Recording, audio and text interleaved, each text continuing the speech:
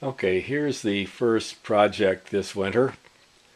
This is a Detrola cathedral set, a Detrola 4J chassis. The 4 means it has 4 tubes. It's a little tuned radio frequency, TRF radio, from 1934. Here it is.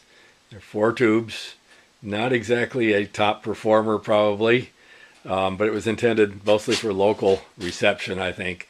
It does have a power transformer, so it's a little more sophisticated than some of the others that had line cords that were resistors that would catch curtains on fire, curtain burners. This one, it's 12 inches high. It's not as big as most cathedral radios of the time. There's a 12-inch ruler standing in front of it.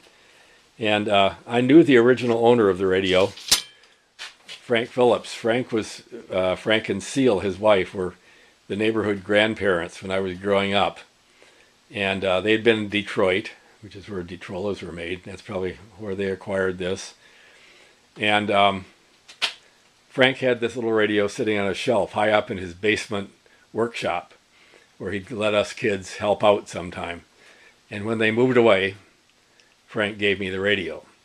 And so now I've got to do a little restoration on it. I'm going to replace the capacitors, and it ought to work then. It was working when I put it away. It needs to be cleaned up. And here's a little speaker. It's a little field coil electrodynamic speaker. So it's an interesting little radio, and we'll see how it does when it's all recapped. So let's do a little view of the underside here. This is a before photograph showing the old paper caps. There's a filter capacitor, a 2-section device there with string around it. The string is holding it in place, so I'm pretty sure that was a replacement filter cap from some point in the distant past, and it's going to get replaced again. Okay, here it is with the film capacitors, the paper ones replaced. All those nice yellow ones in there now. I made a little jig to hold the chassis upside down. The tuning dial is rotated by a plastic disc and a little friction device, and it looked a little vulnerable, so I wanted something to keep the chassis upright but not resting on that or on the grid caps on the tubes. So we made the little jig, got the caps all replaced here. And tomorrow I'm going to do the electrolytics, the cathode bypass and the filter capacitors. And then it ought to be good to go, we hope.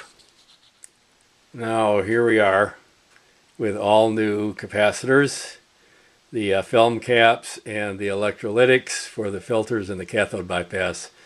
All in place, and I triple checked the polarity on all of the electrolytics just because they make me nervous.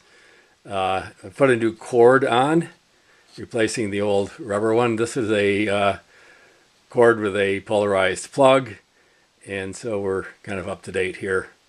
And now I'm going to plug it in and see what happens. Okay, hear that? We got sound. We have a ball game of some sort, and a lot of noise on the channel, on the dial, because I've got an antenna string across my shop, and there are fluorescent lights overhead, so I didn't expect to get much, but we do have sound, and it tunes.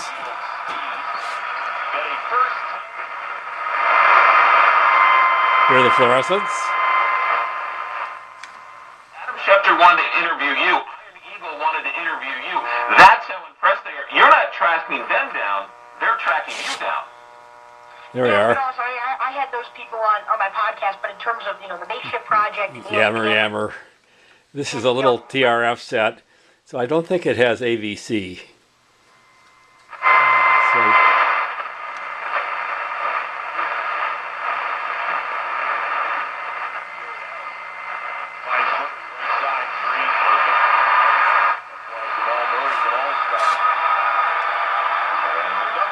So we call this a success. 2 more comments on the little radio. First of all, a miracle of miracles. Both of the dial lights, and there are 2 of them, are working. I don't have to replace those. They're both functioning. And it's drawing 55 watts. I don't have any specs on it, but that seems about right for 4 tubes. Everything working just about right. And it's operating at a slightly higher voltage. The house voltage was showing as 121. This was designed for like 110. So I think we're in good shape here. Okay, here's a view of the little radio after I've washed the chassis and the tubes and cleaned things up, removed 92 years worth of dirt and grime. It actually looks pretty good. And I'll be putting it back into the cathedral case here, which I've just washed off also. Similarly, who knows, Seal Phillips, who ran the household strictly, probably kept this thing clean with furniture polish, but it's in its original condition and original grill cloth. So I'm going to put it back together now.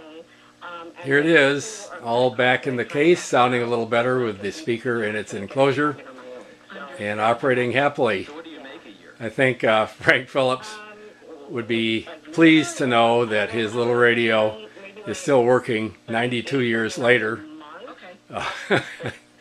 and that I'd taken good care of it and have it looking good. I will be adding a little bit of stain to the cabinet to touch up some of the nicks, but it's really in pretty good condition. It was not neglected, and it looks pretty good right now.